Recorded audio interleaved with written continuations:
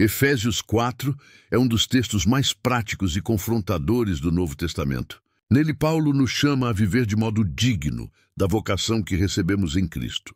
Não se trata apenas de um credo a ser confessado, mas de um estilo de vida que deve refletir a verdade do Evangelho em cada atitude.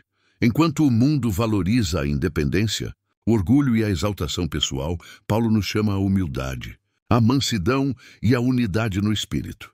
Enquanto a sociedade se divide em partidos, ideologias e interesses, a palavra ordena que a igreja seja um só corpo, animada por uma só fé, um só Senhor e um só batismo.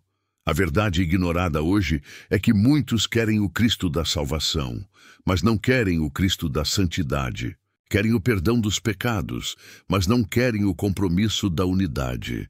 Há quem confesse Jesus com os lábios, mas continue vivendo como os gentios, na vaidade da mente, com o coração obscurecido e longe da vida de Deus.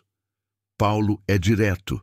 Não podemos andar como o mundo anda. Aquele que foi chamado precisa abandonar a velha vida e se revestir do novo homem criado segundo Deus, em justiça e santidade. O capítulo 4 de Efésios nos mostra que, ao abraçar essa verdade, experimentamos a vida plena do Espírito, unidade verdadeira, crescimento no corpo de Cristo, dons espirituais operando para a edificação e um testemunho que brilha em meio às trevas. Neste estudo, guiados também pelas palavras de Charles Spurgeon, vamos mergulhar em 7 verdades de Efésios 4 que muitos ignoram, mas que são fundamentais para todo cristão que deseja viver o Evangelho de maneira autêntica e poderosa. Paulo inicia Efésios 4 com uma exortação poderosa. Rogo-vos, pois, eu, o prisioneiro no Senhor, que andeis de modo digno da vocação a que fostes chamados. Esse pedido não é um conselho opcional, mas um chamado urgente. O apóstolo escreve da prisão, lembrando que seguir a Cristo tem um preço, e que a fé não se resume a palavras, mas a uma vida que testemunha o Evangelho em cada passo. A palavra vocação aqui não se refere a dons naturais ou carreiras humanas, mas ao chamado divino que recebemos em Cristo. Fomos chamados das trevas para a luz, da morte para a vida, da escravidão para a liberdade. Essa vocação não é pequena, é o privilégio de sermos filhos de Deus e membros do corpo de Cristo. Viver de modo digno dessa vocação significa que nossa conduta precisa estar em harmonia com a grandeza do chamado. Spurgeon dizia: a graça que não muda a vida não salva a alma. Se alguém afirma ter sido chamado por Cristo, mas continua andando como antes, esse não entendeu o que significa ser discípulo. O chamado de Paulo é também um contraste com o mundo.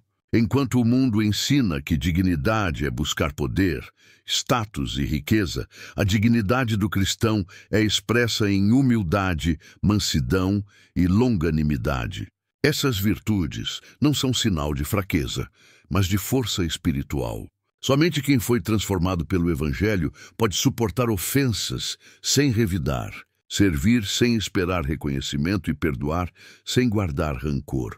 Muitos ignoram essa verdade porque confundem vocação com posição. Pensam que o chamado de Deus se resume a pregar, cantar ou liderar. Mas a vocação cristã é primeiro um chamado para viver como Cristo, no lar, no trabalho, na comunidade.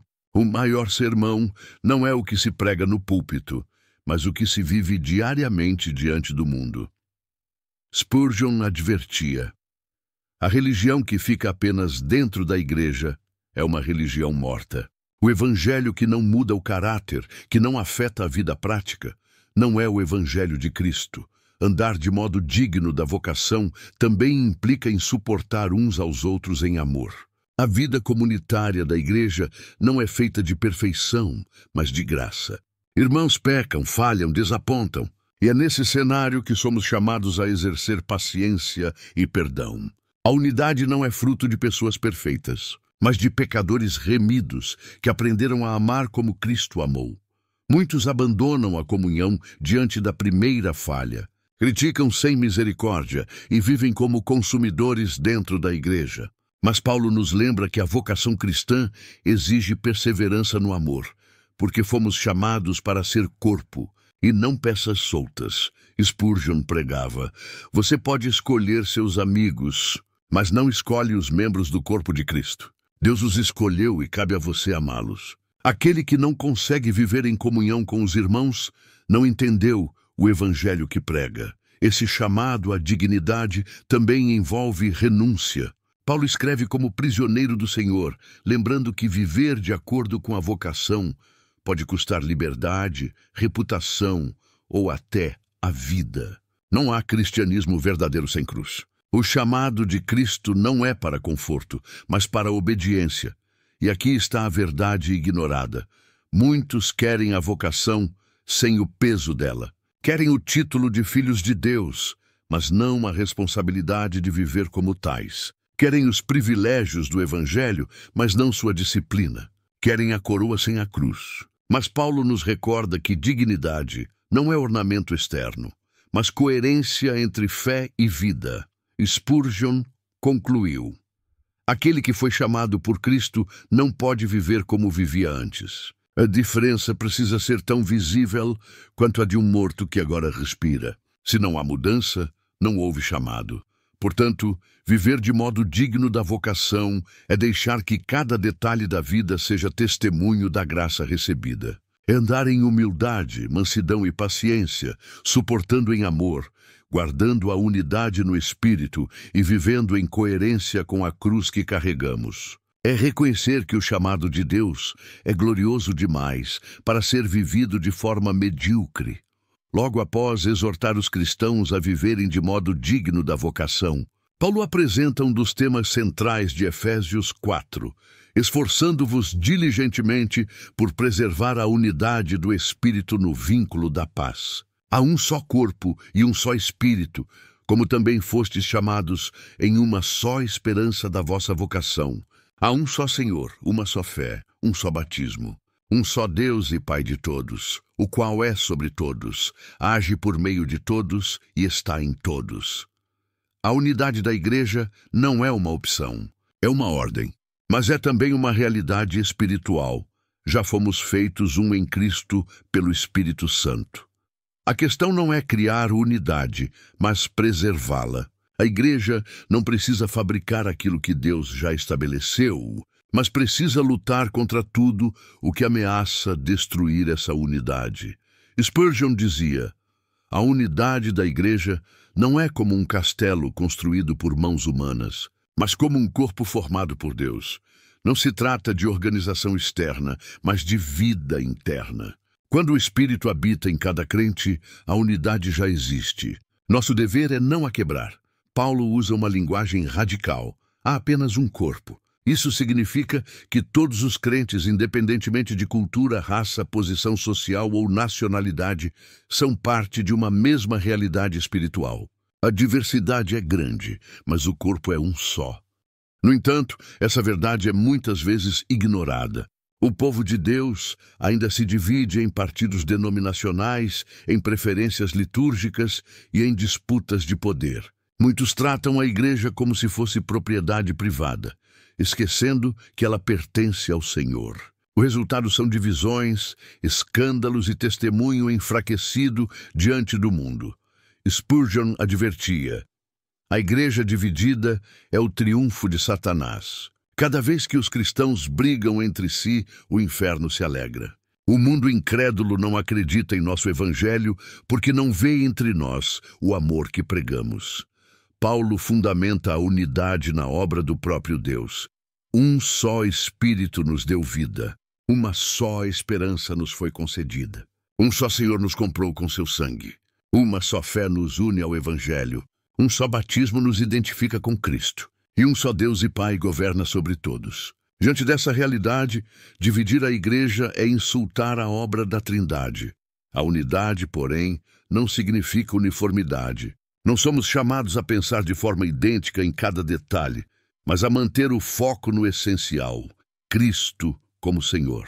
Assim como um corpo possui diferentes membros com funções distintas, mas trabalha em harmonia, a igreja é composta de diversos dons e ministérios, todos operando para a edificação do mesmo corpo. Essa é a beleza do Evangelho. Em Cristo, a diversidade não gera divisão, mas comunhão.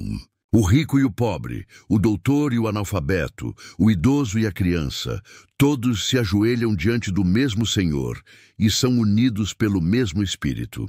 A cruz nivela o terreno, derruba muros e destrói barreiras. Spurgeon pregava: quando o Espírito Santo reina na igreja, as diferenças externas desaparecem diante da grandeza de Cristo. O que nos une não é a cor da pele, nem o nível de estudo, nem o estilo de culto, mas o sangue do Cordeiro que nos lavou. O esforço pela unidade exige sacrifício. Paulo usa a palavra esforçando-vos diligentemente, indicando luta, empenho, perseverança. Manter a unidade exige paciência com as falhas dos irmãos, perdão diante das ofensas e humildade para abrir mão de preferências pessoais. A unidade não é barata. Custa renúncia. A unidade também é testemunho. Quando a igreja vive unida, o mundo enxerga a realidade do Evangelho. Jesus mesmo orou para que seus discípulos fossem um, para que o mundo cresce. Uma igreja dividida prega um evangelho mutilado. Uma igreja unida proclama Cristo de forma poderosa. Spurgeon concluiu: a unidade não é luxo, mas necessidade. Uma igreja sem unidade é como um corpo com membros em guerra entre si, inútil e doente. Mas uma igreja unida é como um exército marchando sob uma só bandeira, e sua bandeira é Cristo. Efésios 4 nos chama a reconhecer que há um só corpo, um só Espírito, um só Senhor e um só Deus. Nossa responsabilidade é preservar essa unidade no vínculo da paz, vivendo em amor, humildade e obediência ao Evangelho. Depois de falar sobre a unidade do Espírito, Paulo apresenta outro aspecto essencial da vida da igreja: a diversidade de dons concedidos por Cristo. Ele escreve que a graça foi dada a cada um, segundo a medida do dom de Cristo, e que o Senhor concedeu apóstolos, profetas, evangelistas, pastores e mestres, com vistas ao aperfeiçoamento dos santos, para a obra do ministério, para a edificação do corpo de Cristo. Aqui vemos duas verdades fundamentais. Primeiro, todo dom vem de Cristo. Não há espaço para vanglória, porque ninguém é fonte de seu próprio talento espiritual. Tudo é graça. O Senhor, exaltado à direita do Pai, distribui dons conforme sua vontade, para a glória do seu nome e o bem da igreja. Spurgeon dizia: o pregador que se orgulha do seu dom é como o servo que rouba a glória do seu senhor. O dom não é seu. Foi confiado, e se não for usado para Cristo, será exigido com juízo. Segundo, os dons têm um propósito definido: a edificação do corpo. Não são dados para autopromoção, mas para serviço. A igreja não é campo de exibição de talentos, mas oficina de edificação mútua. Cada dom é ferramenta para fortalecer, amadurecer e unir os santos. Essa é a verdade ignorada. Muitos hoje transformaram os dons em espetáculo. Pregadores buscam aplauso, cantores buscam fama, líderes buscam influência.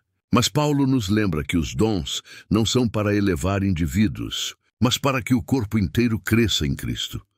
O apóstolo descreve a finalidade suprema dessa edificação: até que todos cheguemos à unidade da fé e do pleno conhecimento do Filho de Deus, à perfeita varonilidade, à medida da estatura da plenitude de Cristo. Em outras palavras, o alvo dos dons é que a igreja se torne madura, semelhante a Cristo em tudo. Spurgeon advertia: a igreja não é um museu para santos, mas um hospital para pecadores em tratamento. Os dons não foram dados para que uns brilhem sobre outros, mas para que todos avancem juntos rumo à perfeição em Cristo. O crescimento do corpo também protege contra os enganos do mundo. Paulo alerta que, sem maturidade, seremos como crianças, levados por ventos de doutrina, enganados por homens astutos. Mas quando os dons operam para a edificação, a igreja se firma na verdade e cresce em amor. Esse é um desafio urgente. Vivemos numa era de incertezas doutrinárias em que muitas igrejas se rendem a filosofias humanas e a heresias disfarçadas de evangelho. Isso acontece porque falta maturidade espiritual, porque os dons não têm sido exercidos em fidelidade. Onde a palavra não é ensinada, o corpo adoece. Onde a profecia é substituída por opiniões, o rebanho se perde. Onde a evangelização é esquecida, a missão morre. Spurgeon pregava: a igreja sem ensino fiel é como exército sem armas. E a igreja sem amor é como corpo sem alma. Deus deu dons para que tenhamos ambos, a verdade que nos guia e o amor que nos sustenta. Outra lição importante é que todos participam dessa edificação. Paulo diz que cada parte, ajustada e consolidada, coopera para o crescimento do corpo. Não há cristão inútil. Cada irmão, com seu dom e serviço, é essencial para que a igreja cresça. Aquele que ora no secreto, o que serve em silêncio, o que aconselha discretamente, todos contribuem para a edificação. Essa visão destrói o orgulho e a passividade. Ninguém deve pensar que é mais importante que os outros, e ninguém deve se sentir dispensável. No corpo de Cristo, cada membro é indispensável. Spurgeon concluiu: a maior honra do crente não é brilhar sozinho, mas ser parte do corpo. Um dedo separado não tem vida, mas unido ao corpo cumpre sua função. Assim também o cristão só vive plenamente quando serve ao corpo de Cristo. Efésios 4 nos lembra que os dons não são para espetáculo, mas para serviço. Não para a glória própria, mas para a edificação. Não para a rivalidade, mas para a unidade. E tudo converge para um único alvo: que a igreja alcance a plenitude de Cristo, crescendo em amor, firmeza e maturidade até o dia em que o veremos face a face. Depois de mostrar que os dons espirituais existem para a edificação do corpo, Paulo apresenta o alvo desse processo, a maturidade. Ele escreve que devemos crescer até alcançarmos a unidade da fé e o conhecimento pleno do Filho de Deus, a estatura de varão perfeito à medida da plenitude de Cristo. A vida cristã não é um estado de estagnação, mas um caminho de crescimento contínuo. Infelizmente, muitos confundem maturidade com tempo de igreja. Há pessoas que frequentam cultos há décadas, mas ainda são crianças na fé, vulneráveis a cada nova doutrina ou moda espiritual. Paulo alerta contra esse perigo. Se não crescermos, seremos como meninos, levados de um lado para outro por todo o vento de doutrina, enganados por astúcia humana e artimanhas do erro. Spurgeon dizia: não é o número de anos que faz um cristão maduro, mas a profundidade da sua comunhão com Cristo. Você pode ter cabelos brancos e ainda ser uma criança espiritual, se não se alimenta da palavra e não vive na obediência. A maturidade cristã envolve, em primeiro lugar, firmeza na verdade. Crianças acreditam facilmente em qualquer coisa.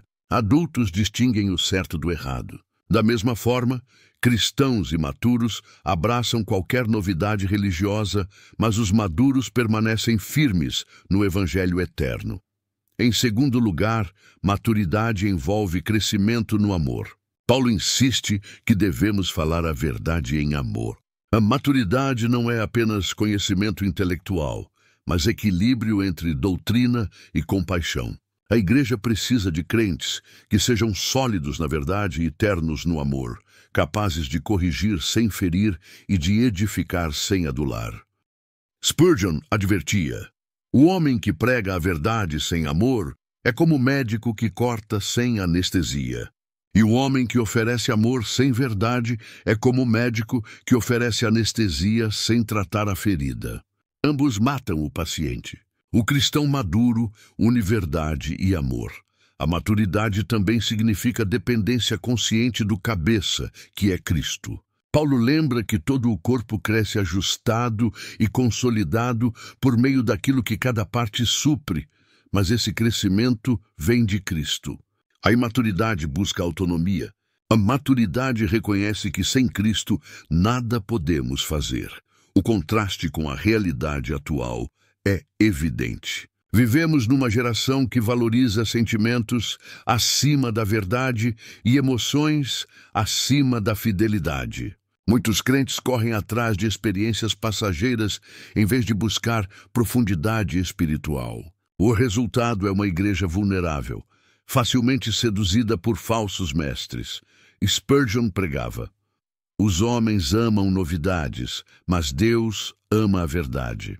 O cristão maduro não é aquele que se encanta com cada nova doutrina, mas aquele que permanece firme na antiga rocha do Evangelho.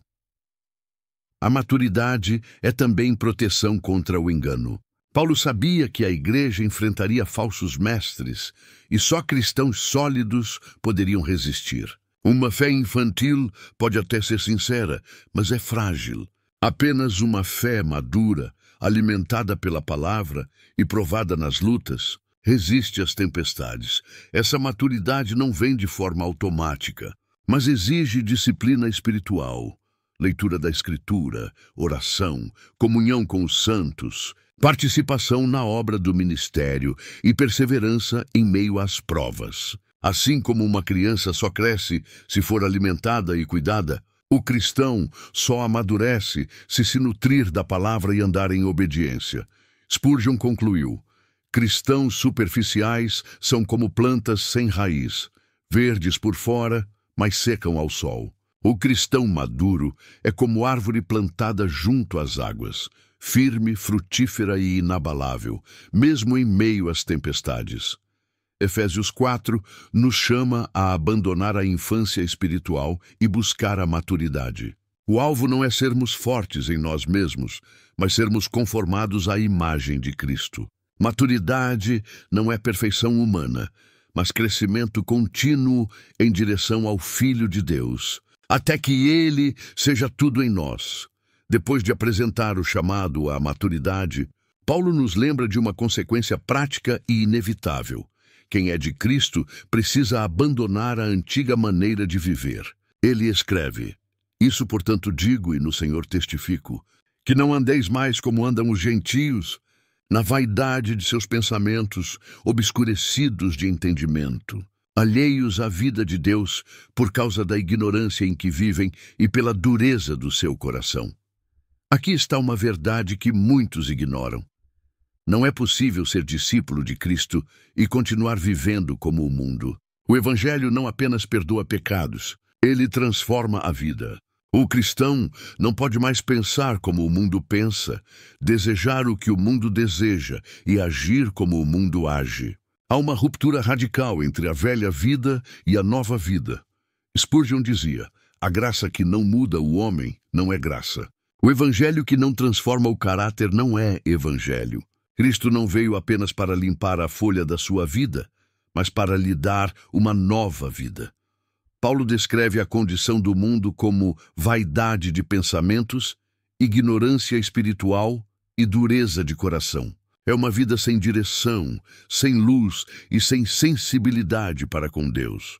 O pecado não apenas suja, mas também cega e endurece. O coração endurecido se entrega a toda sorte de impureza. Como Paulo afirma, tendo se tornado insensíveis, se entregaram à dissolução, para com avidez cometerem toda impureza.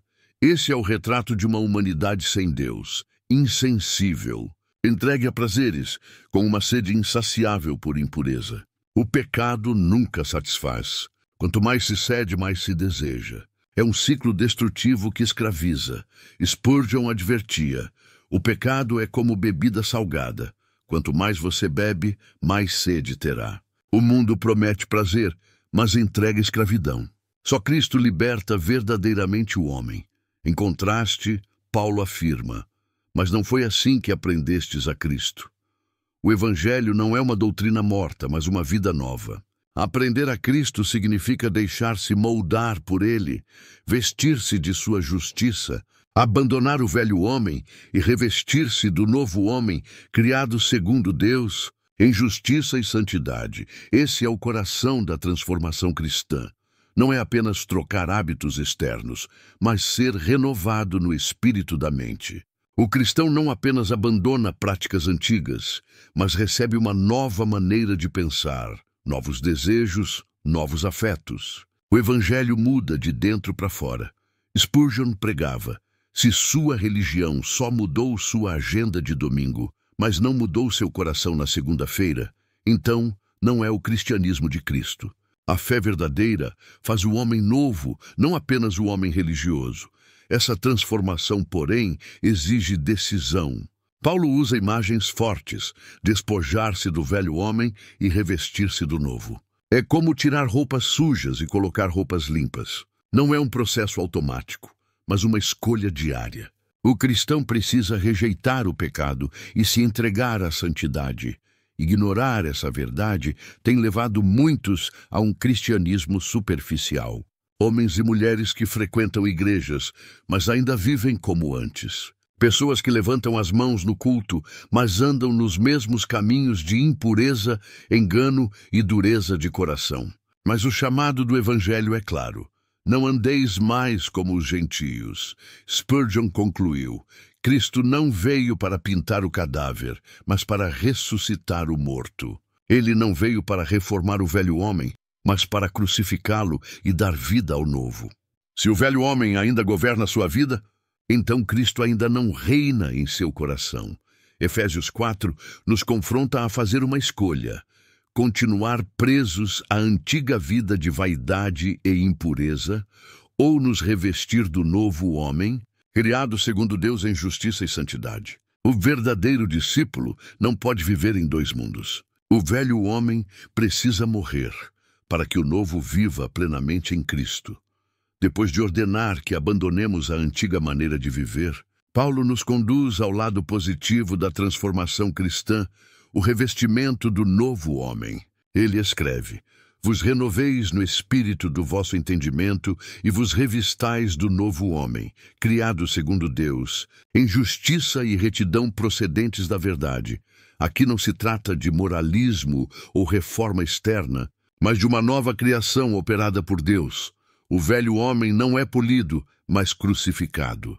O novo homem não é uma versão melhorada de nós mesmos, mas o próprio caráter de Cristo sendo formado em nós. O cristianismo não é mudança cosmética, mas ressurreição espiritual.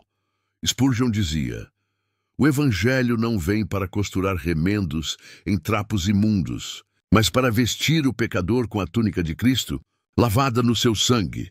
Essa é a essência do revestimento. Não é nossa justiça, mas a justiça de Cristo em nós.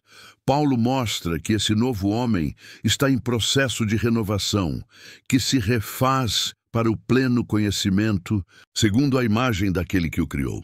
A imagem de Deus, distorcida pelo pecado, é restaurada em nós pela obra do Espírito. O novo homem não nasce perfeito em comportamento, mas nasce completo em potencial, sendo progressivamente moldado até refletir Cristo. Esse revestimento também é coletivo. Paulo acrescenta: onde não há grego nem judeu, circuncisão nem incircuncisão, bárbaro, cita, escravo, livre. Porém, Cristo é tudo em todos. O novo homem rompe barreiras de cultura, raça e posição social. Na velha vida, somos divididos por classes, etnias e status. Na nova, todos são um em Cristo.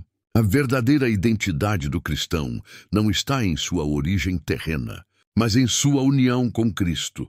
Mas Paulo vai além e detalha como esse novo homem se veste: revesti-vos, pois como eleitos de Deus, santos e amados, de ternos afetos de misericórdia, de bondade, de humildade, de mansidão, de longanimidade. Colossenses 3:12. Essa é a roupa do cristão regenerado, não de ostentação, mas de misericórdia, não de orgulho, mas de humildade, não de violência, mas de mansidão, não de impaciência, mas de perseverança no amor. Spurgeon comentava: o cristão é conhecido não por suas palavras altissonantes, mas por seu caráter semelhante ao de Cristo. A túnica do novo homem é feita de fios de santidade e costurada pela graça. Isso significa que a verdadeira fé sempre gera frutos visíveis. O revestimento não é teoria, é prática diária. Paulo acrescenta ainda a coroa dessa veste. Acima de tudo isto, porém, esteja o amor, que é o vínculo da perfeição. Colossenses 3,14. O amor não é apenas mais uma peça do traje, mas o cinto que une todas as virtudes. Sem amor, a misericórdia se torna interesse, a bondade se torna vaidade, a mansidão se torna fraqueza aparente. Mas com amor, todas essas virtudes se mantêm unidas na perfeição. O novo homem também é marcado pela paz. Seja a paz de Cristo o árbitro em vosso coração, a qual também fostes chamados em um só corpo. E sede agradecidos. Colossenses 3,15. Essa paz não é ausência de conflito externo, mas presença de Cristo interno. Ela governa como juiz, decidindo cada atitude, guiando cada passo. Onde a paz de Cristo governa, a guerra da carne perde força. Spurgeon dizia: o coração do crente é um trono, e nesse trono não pode haver dois reis. Ou reina o pecado, ou reina a paz de Cristo. O novo homem é aquele que já entregou o governo a Cristo e encontra na sua paz a direção para viver. Esse revestimento se completa com a palavra. Habite ricamente em vós a palavra de Cristo. Instruí-vos e aconselhai-vos mutuamente em toda a sabedoria, louvando a Deus com salmos, hinos e cânticos espirituais, com gratidão em vosso coração. Colossenses 3,16. O novo homem não vive de opiniões, mas da palavra. Não caminha na escuridão das próprias ideias, mas na luz das Escrituras. Sua boca se enche de louvor, porque seu coração está cheio da verdade de Cristo. Essa é a verdade ignorada por muitos. O Evangelho não é apenas sobre o que deixamos, mas sobre o que vestimos. Muitos se contentam em abandonar alguns pecados, mas não se revestem das virtudes de Cristo. Isso resulta em uma fé incompleta, em uma vida vazia. Mas Paulo é claro: a nova vida exige nova roupa, nova mente, novo coração. Spurgeon concluiu: Cristo não nos deixou nus ao despir-nos do velho homem. Ele nos revestiu de sua justiça e nos chama a viver como embaixadores do céu neste mundo. Essa é a essência do chamado: despir o velho, revestir o novo e andar como quem já pertence ao reino eterno. Depois de chamar a igreja a deixar a palavra habitar ricamente em cada coração, Paulo mostra o resultado inevitável dessa habitação: uma vida marcada por comunhão e gratidão. Ele escreve: e tudo quanto fizerdes, seja em palavra, seja em ação, fazei-o em nome do Senhor Jesus, dando por ele graças a Deus Pai. Colossenses 3,17. Aqui Paulo não fala de rituais extraordinários, mas do cotidiano.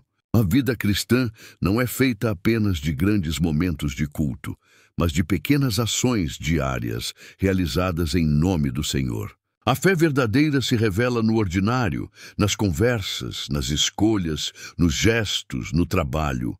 Tudo deve ser permeado pela consciência de que pertencemos a Cristo. Esse é um dos pontos mais ignorados por muitos cristãos. Há quem pense que a vida espiritual se restringe ao domingo, ao templo, ao culto público. Mas Paulo amplia: tudo quanto fizerdes. Comer, trabalhar, estudar, servir, relacionar-se, nada escapa da esfera do senhorio de Cristo. O Evangelho não é uma parte da vida, mas a vida inteira. Spurgeon dizia: não existe linha divisória entre o sagrado e o secular para o cristão. Se Cristo é Senhor, Ele é Senhor do púlpito e da fábrica, da oração e do comércio, da igreja e da mesa da cozinha. Essa declaração destrói a visão reducionista que limita o cristianismo ao espaço religioso. Para Paulo e para toda a Escritura, a vida inteira deve ser vivida diante de Deus. A comunhão nasce dessa realidade. Quando cada um faz tudo em nome de Cristo, a igreja se torna um corpo unido, não porque pensa igual em tudo, mas porque vive para o mesmo Senhor. As diferenças sociais, culturais e pessoais se tornam secundárias diante do vínculo maior, a identidade em Cristo. e dessa comunhão flui a gratidão.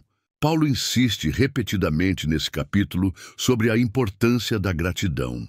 Não é apenas agradecer em momentos específicos, mas viver em estado de gratidão constante. Sede agradecidos. Verso 15. Com gratidão em vosso coração. Verso 16. Dando por ele graças a Deus Pai. Verso 17. A repetição revela a centralidade desse tema. A gratidão é a marca do novo homem. O velho vive reclamando, murmurando, insatisfeito. O novo vive reconhecendo a bondade de Deus em cada detalhe. A gratidão não depende das circunstâncias, mas da fé. Ela não nasce de uma vida fácil, mas de um coração transformado. Spurgeon afirmou: a murmuração é filha da incredulidade. A gratidão é fruto da fé. O ingrato vê apenas a dor, mas o crente vê a mão de Deus até nas lágrimas. Essa é a diferença entre viver na carne e viver no Espírito. A carne reclama do que falta. O Espírito agradece pelo cuidado divino em tudo. A comunhão e a gratidão caminham juntas. Uma igreja grata é uma igreja unida. Quando o foco está em Cristo, não há espaço para comparações, invejas ou contendas. A gratidão gera contentamento, e o contentamento preserva a comunhão. Por isso, Paulo insiste tanto na necessidade de cultivar esse espírito entre os irmãos. Essa verdade é frequentemente ignorada, porque vivemos em uma cultura de consumo, que sempre quer mais e nunca está satisfeita. Esse espírito entra na igreja e a contamina. Cristãos passam a tratar Deus como fornecedor, a comunidade como serviço e a vida espiritual como produto. O resultado é frustração e divisão. Mas o Evangelho nos chama ao oposto, a viver em gratidão, reconhecendo que já temos tudo em Cristo. Spurgeon disse: se você não é grato pelo que tem, não seria grato nem que tivesse mais. A gratidão não nasce da abundância de bens, mas da abundância de Cristo no coração. Essa é a chave que falta em muitos corações. Perceber que Cristo é suficiente. A comunhão verdadeira não se sustenta apenas em doutrina, mas em vida partilhada. Não é apenas estar juntos, mas caminhar juntos, suportando uns aos outros em amor, perdoando, aconselhando, louvando. E quando essa comunhão é regada pela gratidão, ela se torna reflexo do próprio céu. Essa é a vida que Colossenses 3 apresenta.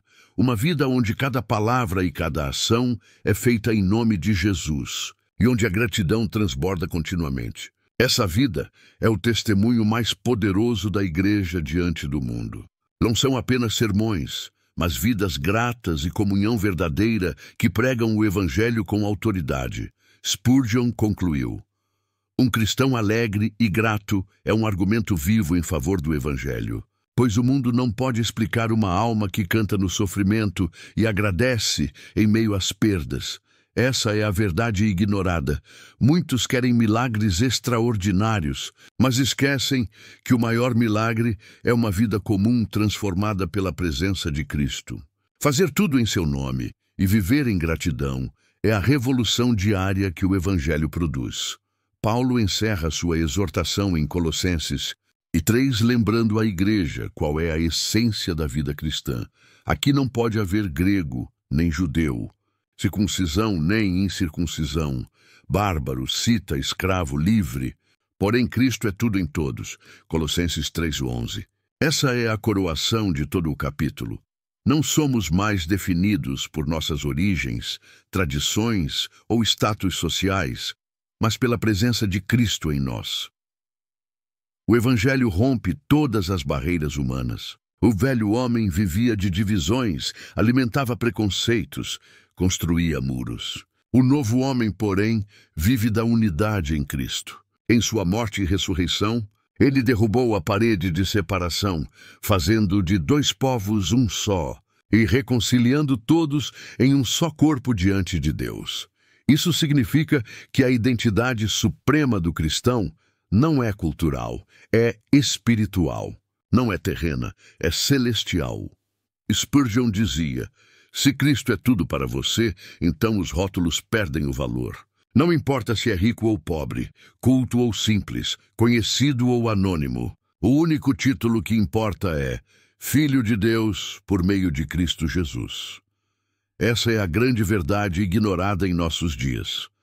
Muitos ainda vivem como se fossem definidos por sua posição, sua etnia ou suas conquistas, quando, na verdade, nossa identidade está escondida em Cristo. Paulo insiste, Cristo é tudo. Isso significa que Ele é o centro, o fundamento, o propósito e o fim de nossa existência. Não há área da vida cristã em que Cristo não deva reinar. Ele não é apenas parte da nossa semana, mas o Senhor de todos os nossos dias. Não é apenas Salvador, mas também Rei. Não é apenas quem nos resgatou, mas quem agora dirige cada passo do caminho. E mais, Cristo é em todos. Isso revela a presença viva do Senhor em cada crente. O mesmo Cristo habita no jovem e no idoso, no rico e no pobre, no estudado e no simples. A unidade da igreja não está em afinidades humanas, mas na presença de Cristo em todos. O corpo é diverso, mas o espírito é um só. Essa realidade deveria moldar nossa vida comunitária. Não há espaço para orgulho, porque Cristo é tudo. Não há espaço para discriminação, porque Cristo é em todos. Não há espaço para divisões carnais, porque Cristo é o vínculo que une. Onde Ele é tudo em todos, o Evangelho floresce, a paz governa, a gratidão transborda. Spurgeon advertia, aquele que tem Cristo não pode dizer que lhe falta algo.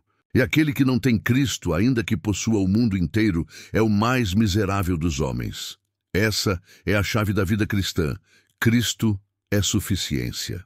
Ele é a plenitude que preenche cada vazio, a luz que dissipa toda a escuridão, a vida que vence toda a morte.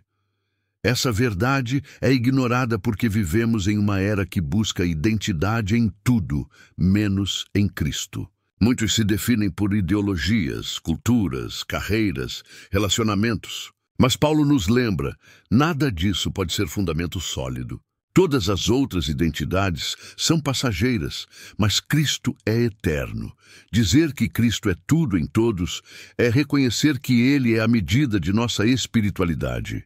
Não são dons, cargos ou títulos que definem a maturidade cristã, mas o quanto Cristo governa nossa vida. Uma igreja pode ser rica em estruturas, mas pobre em Cristo. Um crente pode ter muitos talentos, mas estar vazio de Cristo. O que importa é se Ele realmente reina como tudo em nós. Essa declaração também aponta para o fim último da história. Um dia, todo joelho se dobrará e toda língua confessará que Jesus Cristo é o Senhor. No céu não haverá grego ou judeu, escravo ou livre, mas Cristo será tudo em todos. O que Paulo antecipa aqui é a realidade do reino consumado. Spurgeon concluiu: Cristo é o alfa e o ômega da vida cristã. Se Ele não for o primeiro e o último, não será nada. Mas se Ele for tudo, então não falta nada. Essa é a síntese de Colossenses 3. O chamado não é apenas para deixar o pecado, nem apenas para viver virtudes, mas para viver Cristo em tudo. Assim, o capítulo termina onde a vida cristã começa e termina em Cristo. Ele é nossa vida, nossa esperança, nossa identidade, nossa glória. O mundo tenta nos definir por categorias terrenas, mas o Evangelho declara: Cristo é tudo em todos. Se essa mensagem de Colossenses 3 falou ao seu coração, deixe o seu like agora mesmo. Isso ajuda a espalhar a palavra para mais pessoas. Escreva aqui nos comentários: Cristo é tudo em mim. Esse será o sinal de que você ouviu e recebeu a verdade deste capítulo poderoso, escolhendo viver a nova vida em Cristo. E não se esqueça, inscreva-se no canal A Escola do Príncipe e ative o sininho para não perder os próximos vídeos. Aqui pregamos a palavra como ela é, sem cortes, sem diluição e sem medo de desagradar. Como disse Charles Spurgeon, o cristão não é apenas melhorado, ele é transformado.